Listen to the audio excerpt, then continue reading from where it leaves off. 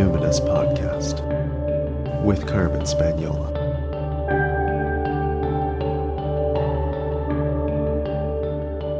Hi there, and welcome to the Numinous Podcast, where we have interesting conversations with everyday folks about the mystery of life.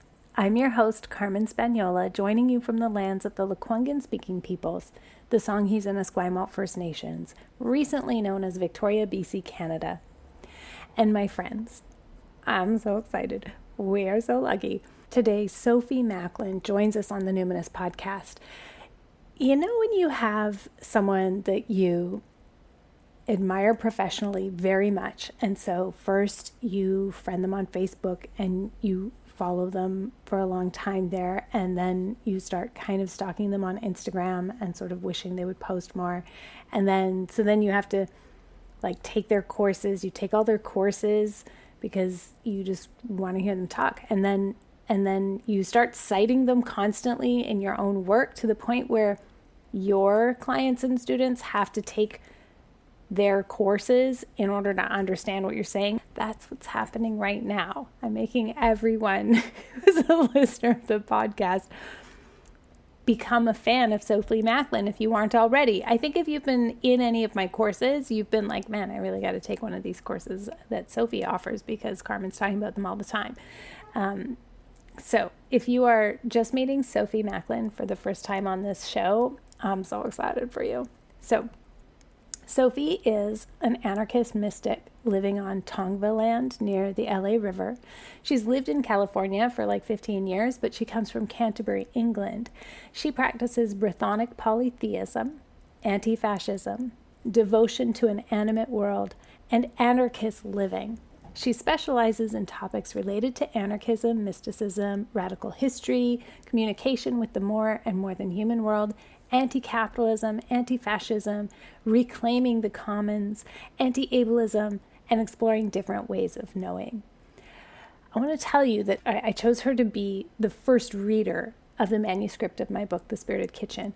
And to be honest, from the very earliest kernel of thought I had about even potentially writing a book like this, she came to mind as the person I wanted to give me the first pass of honest feedback. And I'm so grateful to her for being gracious and diplomatic about my shitty first draft, where I wasn't articulating what I meant very well, but also I still had some things to unpack in my own mind about what to valorize and how much, and what not to in a book about ancestral veneration as a white settler under capitalism in a time of increasing fascism. I knew there was nuance needed, and also a certain kind of firmness and some boundaries at times so that my work couldn't be pressed into the service of white supremacy. So I'm very grateful to Sophie for helping me see how I could improve my manuscript. Anyway, here we are now, jamming on anarchy, anti-fascism, ableism, and ungovernable bodies. Sophie, I'm so glad you're here, and I'm so excited for this conversation. Please start us off with telling us, what identities do you lead with? Okay. I'm so happy to be here with you too, Carmen. I guess kind of like everyone, I feel like my identities are something bigger than the categories that we have for them now, and are something that's always shifting and in relationship, both with other human configurations and with different times and the more than human world. But in terms of kind of situating myself in the current hierarchies of social organization that we live in, I'm a white, working class, from a generationally poor family person, but within that I'm from England, and so I was poor but living in a country that has been practicing massive violent exploitation around the world forever and accumulating wealth that way, and so definitely benefited from things like the welfare state in a country built on colonization. And I'm a queer femme cis woman, I'm disabled and sick and a psychiatric survivor, and an anarchist, and that feels important to me. Yeah, I think they're the big ones. So even just from your response, I'm sure there are people who are already like, wow. So I know, whenever I've been in your classes and as I've observed what you share on social over the years, like I'm always curious, like, were you raised in a particularly politically informed household? Like, how did you become radicalized? How did you know to even be an anarchist? Like that is fascinating with me. So and are you comfortable with the term radicalized? When I don't know if that applies to you. Yeah, like I think it is a word that makes sense within the limits of language that we have for understanding these things right now. But yeah, for me, it was something that felt, so my family wasn't particularly political. Like I don't feel like I was raised with that kind of like analysis or sort of political stuff happening at home. But like I said, we were poor and just I guess for me, it's something that's strange. I feel like I was born like this. Like I feel like when I was a little kid, I was aware that things were not quite right and that I didn't understand why everyone else didn't think that like everyone mattered, plants and animals mattered. And I was also just really struck by the levels of like different types of domination and hierarchy. Like I would be in school, particularly like looking at how teachers wielded power arbitrarily or just and always felt something in me really wanting to resist that. And so yeah, when I was like 6, like I became vegetarian because like I really cared about animals and started doing little like activist projects. I had a little briefcase full of like pamphlets and stuff when I was like 7. And so I've just like always really cared a lot about this stuff. But I guess I didn't have the language around anarchy until I was older. And sort of, yeah, went through, I guess, some classic kind of like in my teens, like what might be considered more like liberal activism or sort of activist stuff, just what was available. And honestly, a kind of like free party scene in England, the kind of like rave culture stuff and protests and stuff that I feel like was a really vibrant subculture of kind of like illegality in a way, like being against the sort of rules and laws of our culture. And then, yeah, I think I became self-consciously an anarchist when I was like, yeah, late teens or 20 or something like that. I don't know if this is the right, if we still use this term, but I feel like in England, there is a strong tradition amongst the underclass, if I can still call it that, of punk anarchy, like to a certain extent, it's youth culture, but like you brought up the rave culture, even Pink Floyd, like this whole kind of like a long tradition of resistance, really. So maybe that's sort of a thing lacking in my Canadian upbringing that makes me assume, like, how did you get politicized if not going to school? But I think there is just a lot more culture of class consciousness, maybe in that time and place. What do you think? Yeah, I think there is definitely more. Like I live in California now, and like there are definitely, I think there is more like in England and probably when I was growing up than here, but not very much. And I think more sort of in other places, but like the subcultures I was part of was small, like when I was finding the people, like I was a weirdo, Okay. This wasn't like massive movement. This was like yeah, I was like finding the other kind of like freaks and weirdos and people who loved everything and cared about the forest. So I think it was still pretty small and fringe. But yeah. So then, did you just read a ton of books? Did you go to university? How did you come to be so like articulate with your class analysis, and how did you come to understand like power and hierarchy in a really explicit way? There are lots of people who have like lived experience of oppression, and so they can develop coping or adaptation strategies, but not everybody can become a teacher of like, let's understand the analysis here of like what is actually going on, and offer the sort of cultural critique you do. Yeah, so I guess it's been like a lifelong journey, like I know that's sort of cliche, but like I'm 37 now, and it's been like a lot of things over that time.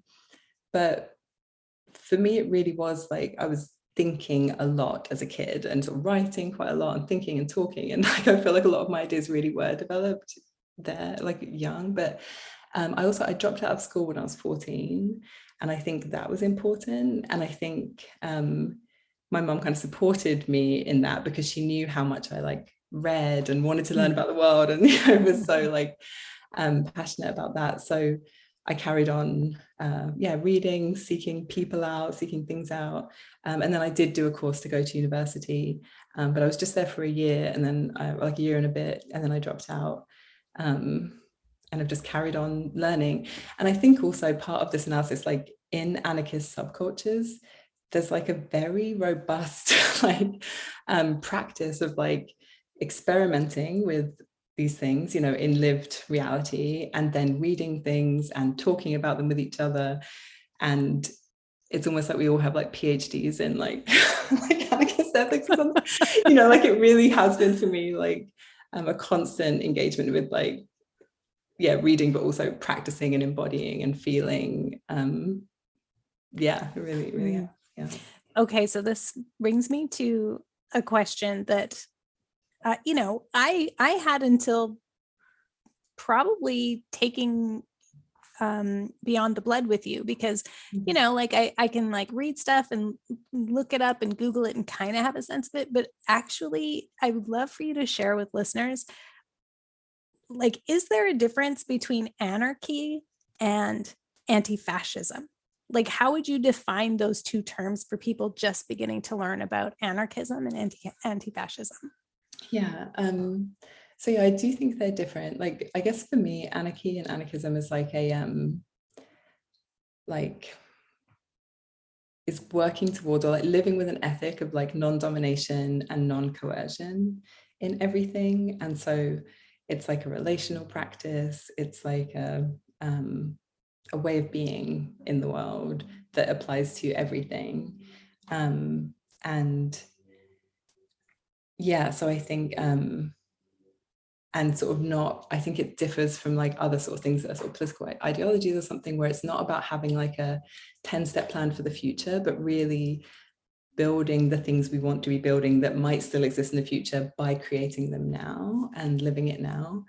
So that's how I see anarchy. And I think of anti-fascism as, it's more specific, like it's against fascism.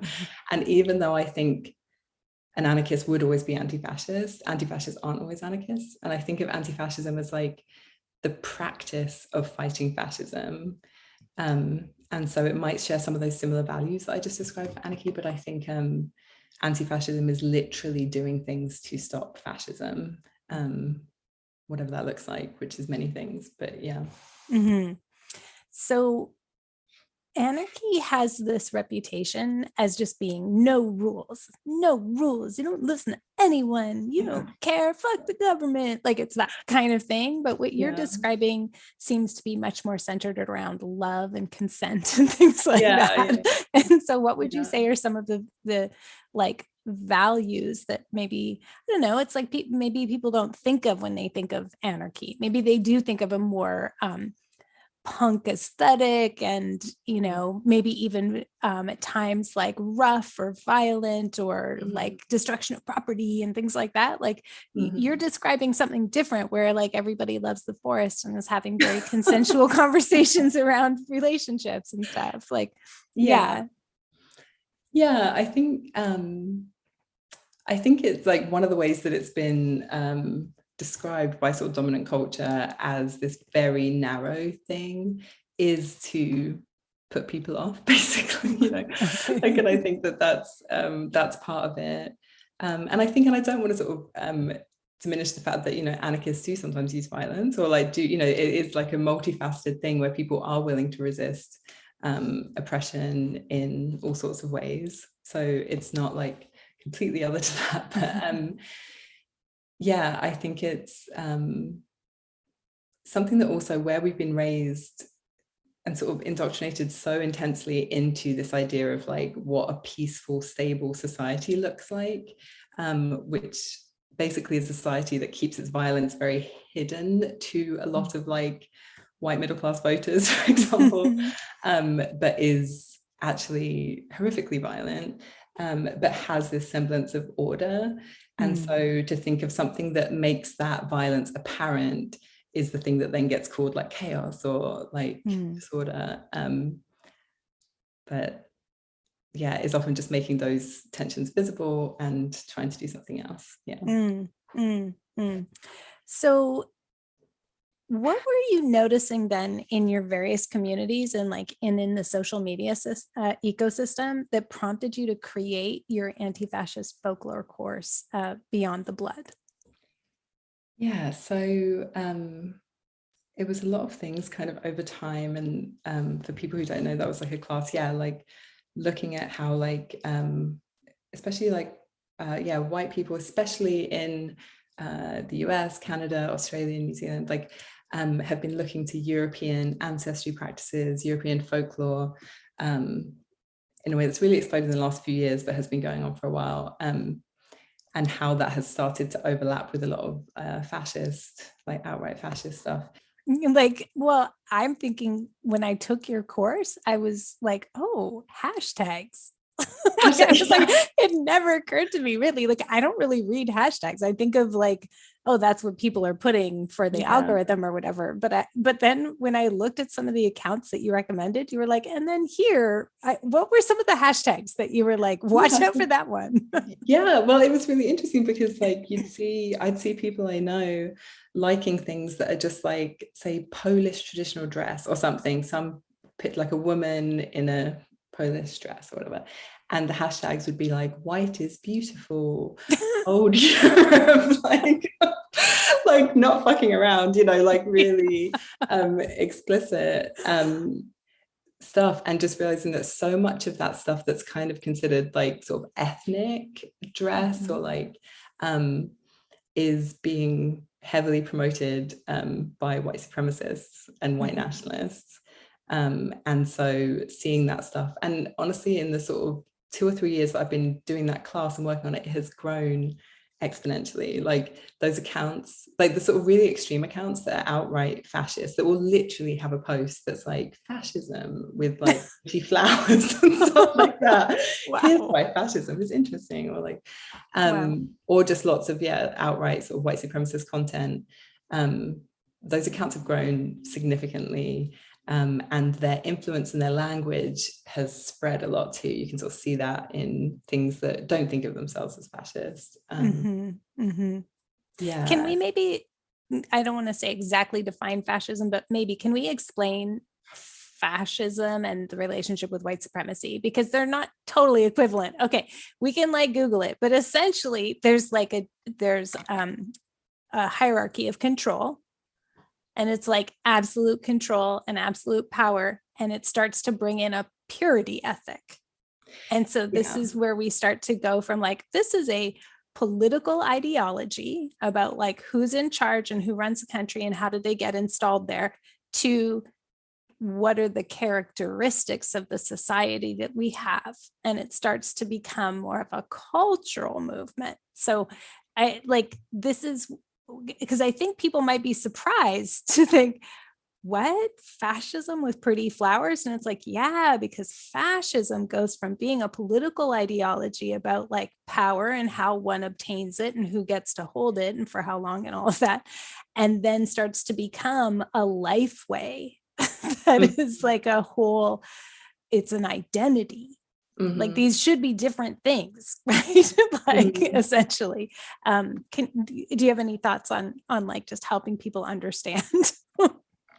Yeah, it's funny, it feels so big, which is why I teach a class that's 6 weeks long on it. I think, but I think that some of the things that, yeah, like you were saying, the purity stuff is really prevalent and interesting. Like this idea of like in a fascist society, there's this idea of kind of unity, like a cross-class alliance of unity, but it's always set in opposition to an other, you know, and there has to be some way that this like who's in is defined. And we can see that, you know, obviously famously with kind of Nazi Germany and this idea of like Aryans and stuff like that. So something I think is important about fascism is I think that word has been, it gets overused and used to mean something that's not fascism. Like I think it gets used to mean just like something very controlling or something, you know, or like, I don't know, feminazi sprung to mind, but you know, just like, but just like, or like when a government does something very, controlling or brutal, it gets called fascist. When I think that's often downplaying the violence of liberalism. You know, I think often some of the things people are describing as fascist violence are just liberal violence. And I think, yeah, something that's really important to recognize with fascism throughout time is that it has this like big social movement aspect with a lot of characteristics that are unique to it, that it's not just a more extreme version of what we have now. And so some of those things would be like a sort of strong, charismatic leader, a real celebration of like traditional ideas of like masculinity and power and domination, and almost like a sort of fetishization of those things.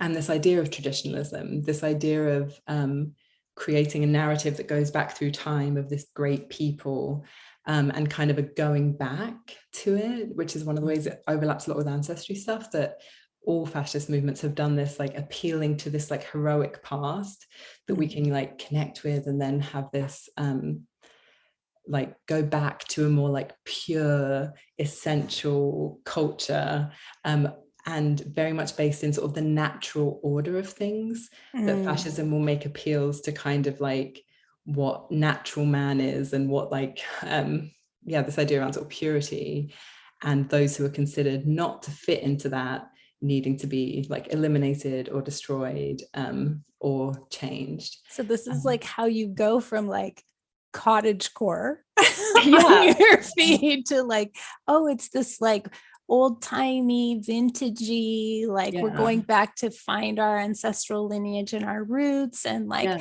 oh, this is the traditional dress, and then like next thing you know, it's like this versus that, and we claim this land, and we claim this is our space, and there's like then this like entitlement, purity, othering thing kind of happens. The next thing you know, there's like hashtag white is beautiful at the bottom of your Polish account. Yeah, absolutely. And I think that is an important thing, like that, the ways that kind of blood and soil ideologies overlap with a lot of things that people I know and you know, sort of like our social subcultures or whatever, are interested in, of like connection to land and being connected to place and ancestry, that these are ideas that are very popular also with fascists, and have been always. And then it's interesting to see how that has like grown and how it's adapted, that like as well as these like, you know, fascist states that have existed in the past, there have been these like fascist currents, fascist movements, and that a lot of the work they've done has been deliberately in the kind of cultural sphere, because after World War II, it's hard to be like, I'm a fascist and we're organizing for fascism, you know? And so it was more like in music or art or publishing, and these different ways that they've spread their influence and normalized ideas that might seem abhorrent if you mix them with certain things, but have actually been very sort of successful. And I think we're seeing the fruits of a lot of that now. And yeah, I think for a lot of people who are connecting with like different European traditions or something, for example, like if you look up on like YouTube, feels especially intense with this, like a Scottish folk song on YouTube, and then look at the comments. And I would sort of stand by saying you could look up any Scottish folk song and look at the comments for this, and you'll see a lot of people saying things about, like often Americans and stuff, talking about like whiteness or like Scottish heritage, and as something that needs to be like preserved, sort of anti-immigrant sentiment, and really idealizing this idea of like a thin white woman in a long dress, like in the Highlands singing a song or something, as this romantic image of like how it was and what we need to get back to, and we need to get rid of all this like mess like around it. And so you can see how it's so influential, where it's like if people are just looking up certain things, that's what they're coming across. And yeah, people are like, a lot of people in these kind of fascist and fascist adjacent movements are like doing rituals every solstice, like now. Yeah. And on the full moons and new moons, and their Instagram accounts look like these beautiful rituals and to the old gods. And if you don't know, sometimes you won't know, when you're first looking at it. But those ideas are kind of being spread through that. Well, you're speaking to that notion too of like kind of creating a sense of we've lost something. Yes. And so now we have to preserve this thing. And so there's this like hyper protective mode of like, yeah, we have to preserve. And there's like the stuff about authenticity and all of that. And it's like never messy. Whereas like in reality, it's like, very messy. It's very messy. It's very disconnected. There's hardly anything that hasn't been kind of a fairly recent invention of like, for instance, you talk about the Scottish revival of like the late 1800s, early 1900s, like super recent, right? So recent. Recent. Yeah. No, I think that's really true, that a lot of the stuff that the ways that I've seen people kind of accidentally wander into those kind of like on those pathways is that idea of looking for these like pure traditions, and also this idea of like nation states, like nations of Europe. And I think people who I know who are sort of anti-racist, consider themselves to be anti-racist white people, have, taken DNA tests and tried to find out who their ancestors are, so that then they know which practices they can draw on, so as not to appropriate from like indigenous cultures and stuff, which I think is a great important thing not to do, and a great intention. But I think a lot of what that's looked like is this reification of these national identities that didn't even exist in prehistory, where it's just like something from the 1700s is suddenly being seen as the place to find belonging in. And that feeds very nicely into these kind of nationalist, and then in the US, sort of like white nationalist ideologies. And like with that, I think this idea that I think a lot of people have been pursuing of like, who were you before you were white, or whatever, I feel like has been a popular question in subcultures I'm connected to. And I think it's led to some sort of dangerous places. Like I think it's what the answer has often come back as is like, I was German and Danish and Irish or something, and that's where my family's from, rather than sitting with the very complex thing that we are white now, and that the nation identity isn't actually any better, like that these are the nations that have like colonized the world, like thrived on violence. And again, I feel like a lot of the sort of far right ancestry groups are just ready to sort of scoop people up who are seeking that kind of thing. 100%. I see that a lot when people are following or kind of talking about Celtic. And I'm always like, what do you mean? Where are we talking about? When are we talking about? And like, we're talking about a language group? Are we talking about like, so that does that's like one place with like looking at different hashtags where very quickly I'll be following someone. I'm on TikTok now, just started on the TikTok. And so it's like so fun, but I'm just stumbling around, don't really understand the culture of it, and like it feels much more like being just like having a fire hose kind of like sprayed on you of like things like you're not really trying to follow. But I was shocked, I tell you, at how many times I like, okay, here's this creator I'm seeing more than once. I'm spending time on their videos, and they're talking about, let's say Scottish or like Celtic heritage. Sometimes they're Scottish, sometimes they're American, sometimes they're, wherever. And they'll be like little tiny phrases thrown out like, I'm indigenous to this land, I earned it. And I'm like, whoa, wait, what?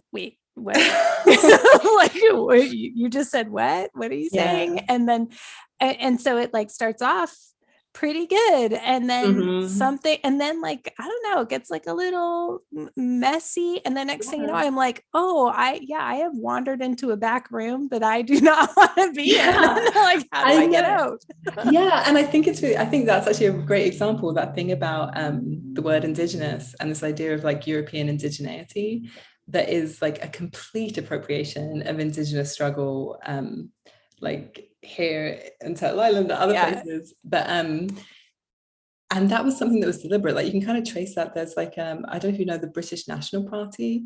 No. They're like a far right political party. They were like in England, and their leader at the time was Nick Griffin, and he was really pushing this thing about English, like indigenous Britons, indigenous English people, as an anti-immigration stance.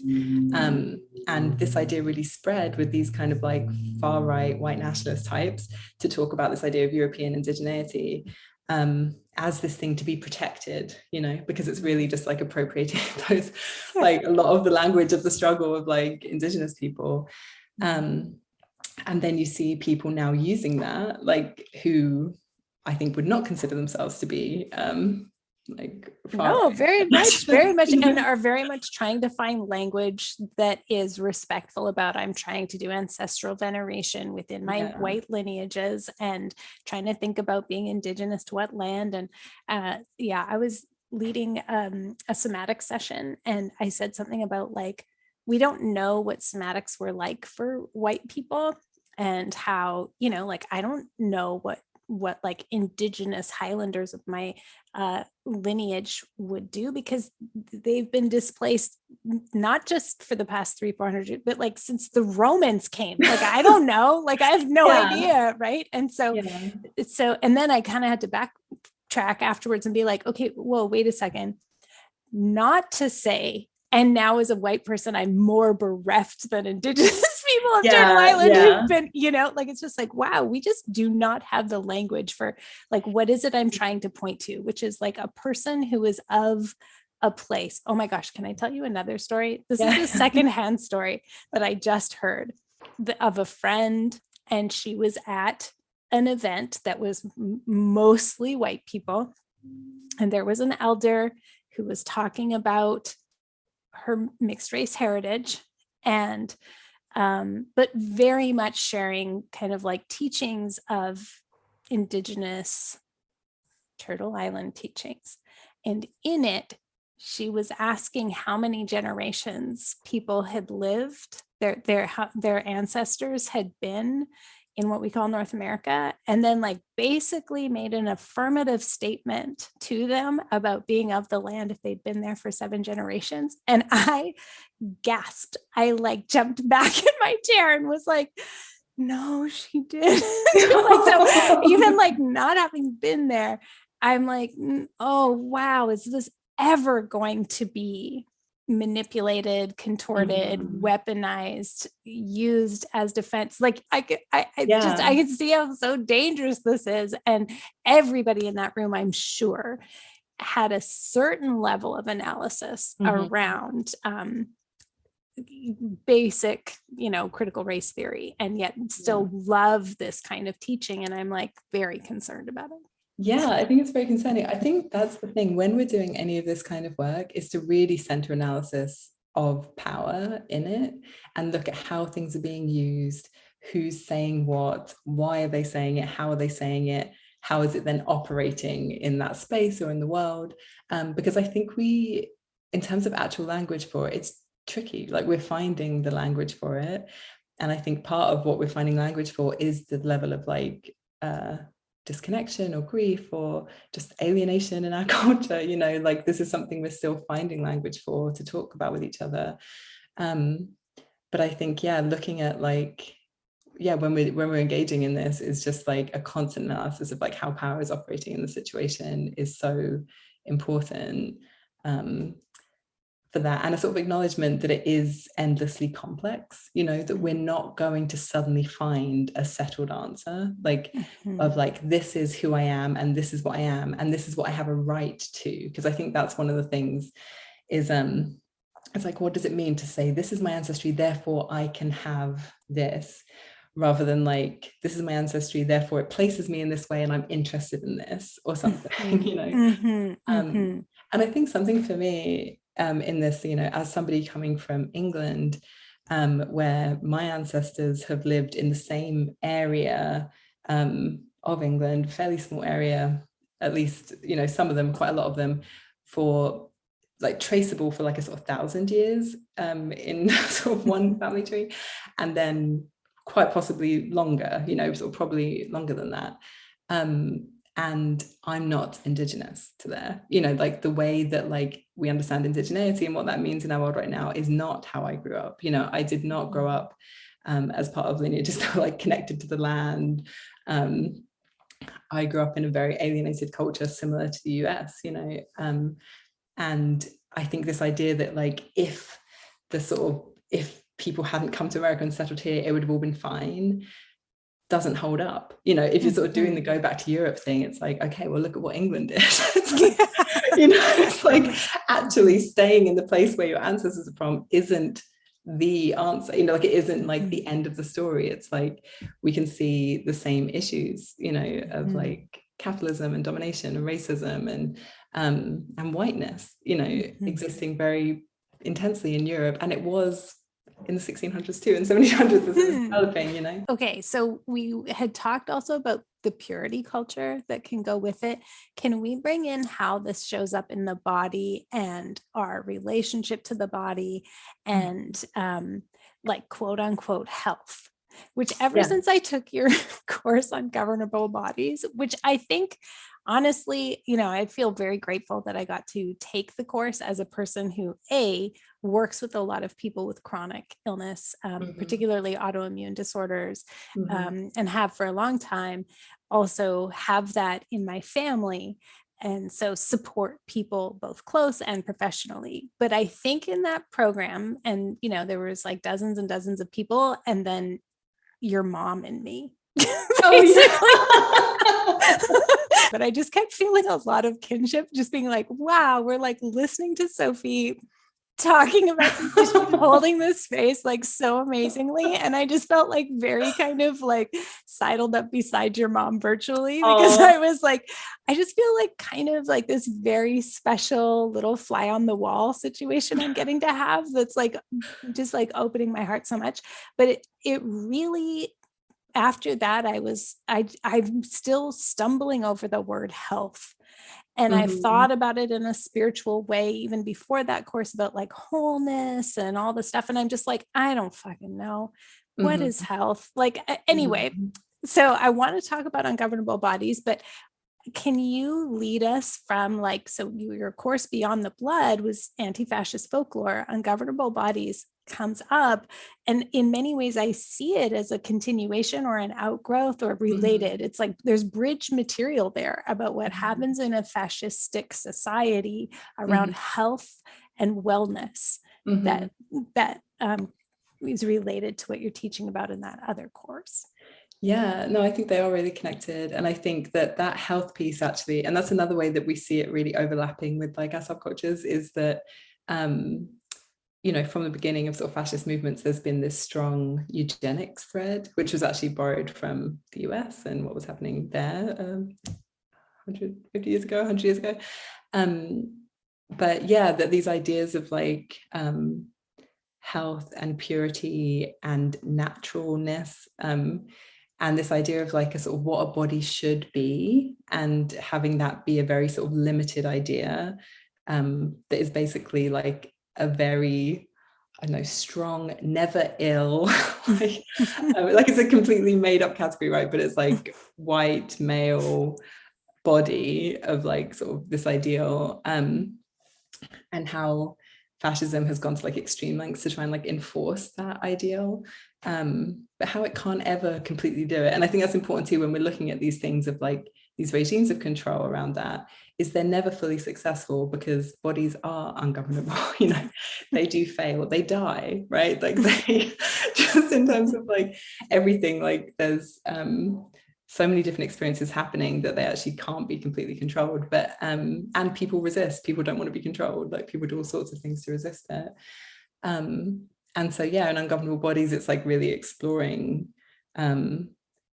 how it came to be, how we think of bodies in certain ways, and why we value certain things, like basically ableism. Like, why is it that certain bodies are seen as good and worthy of care and reward and of the means to live, basically, and some aren't. What I loved about your course was it did get me thinking more about like, what is health to me then? Because I realized like, oh, the ableism, there's certain things that are pretty obvious, like anti-aging, like ageism. That's like a thing where it's like, oh yeah, youth culture, all those things. We can see how in the fascistic culture, there's this like reverence for age, but it's like a very robust aging, like it's a very and not much room for aging, honestly. Right. Like it's like young, virile male bodies, right. Or and like fertile women. And saying about gender, like I think that's another thing that's important to really know, is that fascism is like very strong on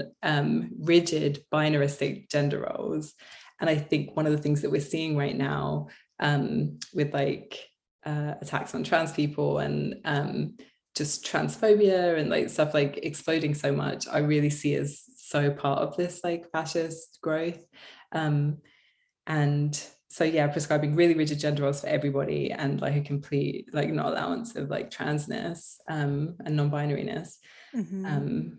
And also that thing around aging where it's like, look what 50 looks like in a woman now. And it's like, really, it's like, okay, J-Lo doesn't look any different than she did when she was 25. And that's what everybody, and I'm like, when I get a gray hair, I'm so excited about it. I want to, like, and it really made me think, I'm going to share something. So in the Numinous Network, we had this workshop series called RCCX mapping. I can do this in a nutshell. So RCCX is a gene mutation where it's a theory by Dr. Sharon McGlathery that explains multiple co-inherited quote unquote rare diseases. So it's kind of like essentially her research is showing like, hey, look, if you have Ehlers-Danlos syndrome and hypermobility, there's like a very high chance that you're also going to have psychiatric problems. And it's certainly there's like social reasons, but she's looking at the genetic reasons. And so here, this is what her theory is about. Anyway, the long story short is, so we were doing artistic expression around our CCX theory and trying to help us like process what our family history maps were like. So, and then by the fourth session, I was like, okay, so I want a different vision of like aging and what health is, and like in the ecosystem, because part of our CCX theory is that you don't necessarily have to biologically inherit, because due to affinity and affiliation, people with, let's say, sensory processing disorders or very sensitive nervous systems or chronic illness or pain, etc., tend to hang out together.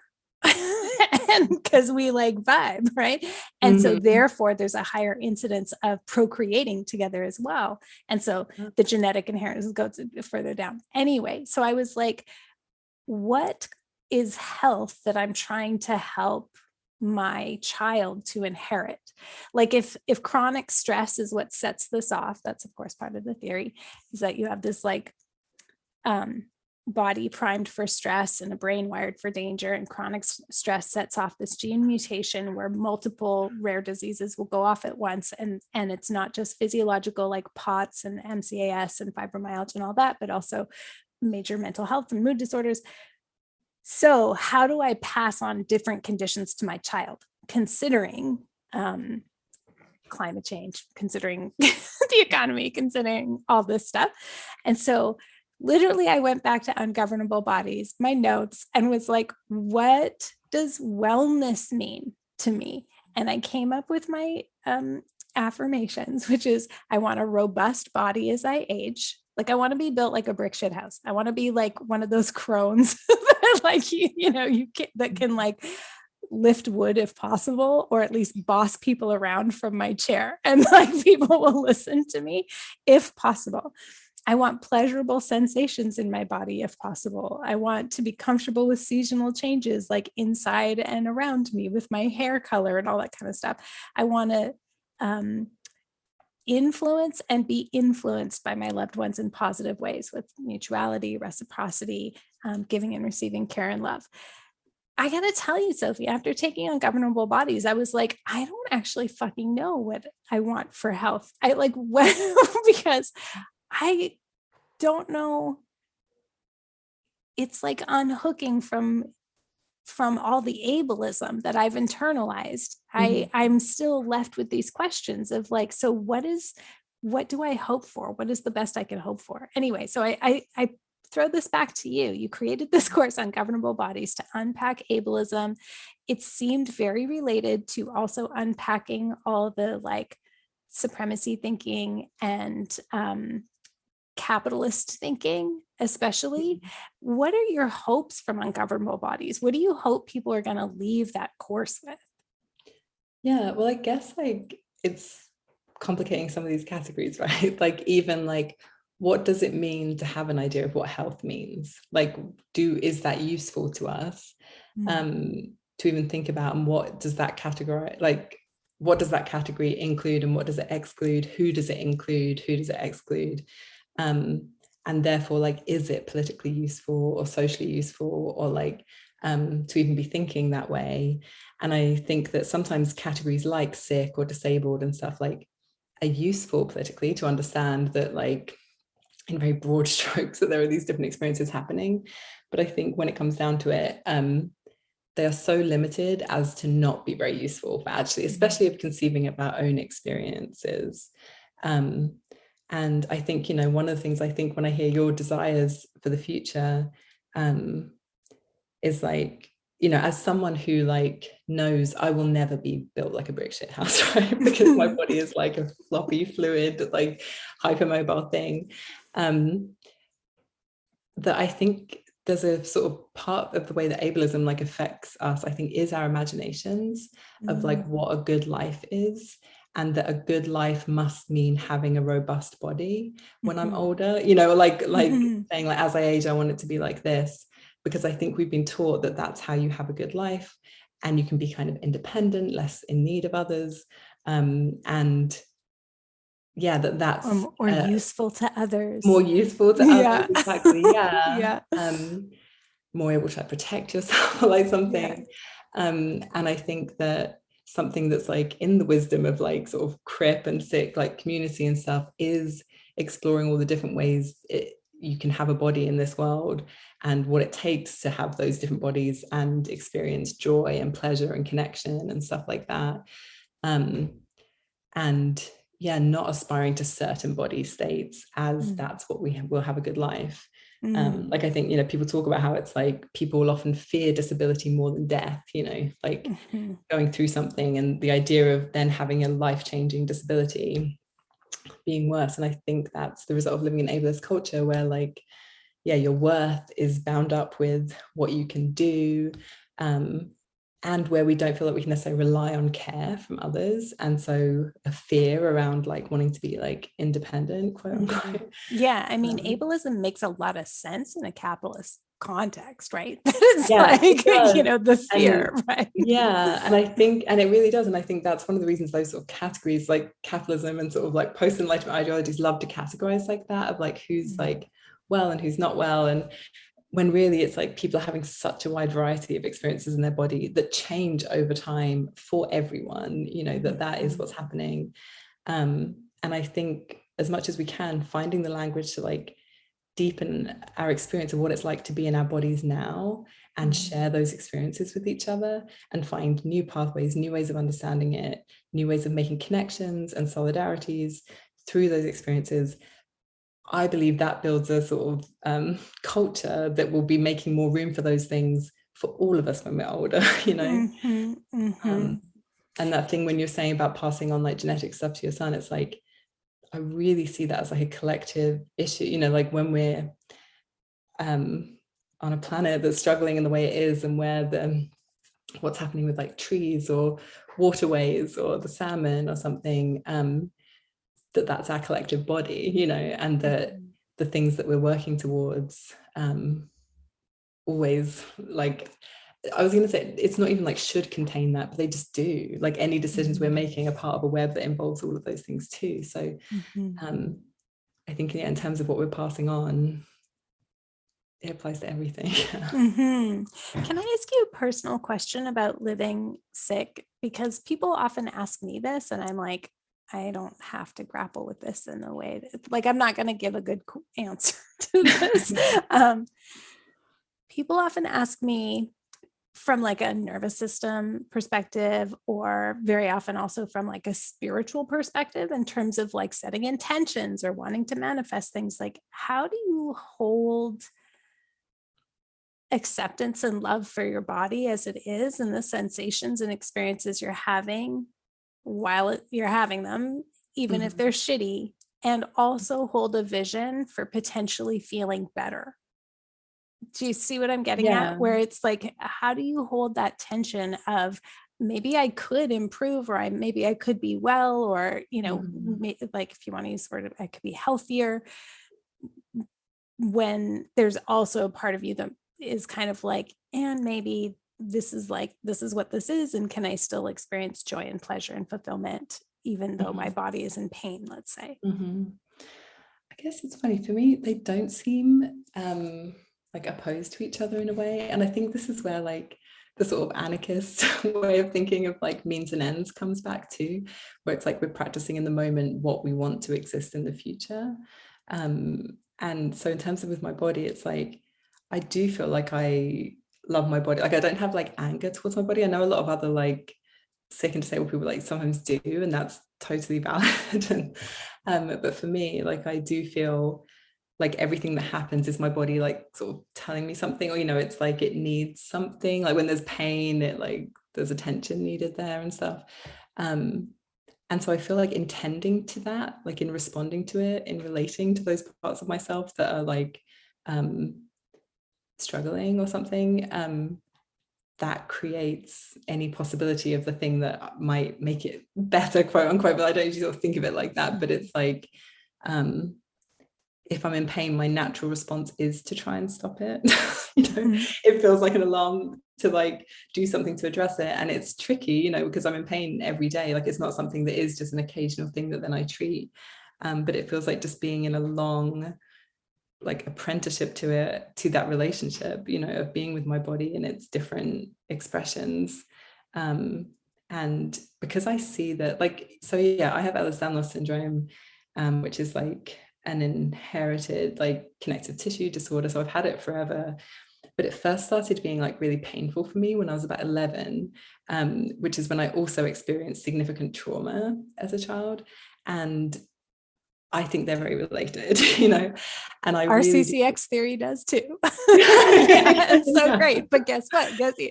She like has POTS, and anyway, the doctor who created the theory can't carry it forward because she's so sick and couldn't even come on the podcast. So it's yeah. Anyway, sorry, just amplifying and affirming. Yes. Yeah, no, it's true. And I feel like that in terms of me having like this very bendy body, basically, you know, like everything's very flexible inside and out. I often wonder, like, if I had been born in a different time, a different place, different culture, and didn't have the same like traumas and stresses, would I be in pain with it? I don't know. I might just be like a river person who's flowy, you know, and it might be fine. And so I think for me, like, I'm aware too of like how stress compounds my symptoms. And so that's for me part of wanting to create like a world that is like nurturing and caring, and where there's not domination, because I see that as one of the biggest like sort of, you know, problems in terms of what's happening to our bodies. Yeah, for me, the lived experience of this makes me want to like care for myself and others and keep trying to create a world based in care. So yeah, they feel like the same thing to me, I guess. Yeah. Okay, so the last question that I always ask every guest is, how do you cope with grief and rage? And I'm particularly interested in the context of what we're talking about, living in a sick body or living in a way that is trying to create the world that you want to have. Like, what about when you're tired and you're in pain? Mm-hmm. How do you cope? Yeah, I think it's in different ways, it's like different things in different moments. But I think for me, and grief and rage, like when I feel them, it is like being with them and expressing them, but not always. Sometimes I'll like lay there and watch like 5 hours of TV or something if there's too much pain or too much, sometimes I'll definitely choose numbing as a way to like regulate my nervous system. But I think also just feeling so connected to, especially like plants and animals and people.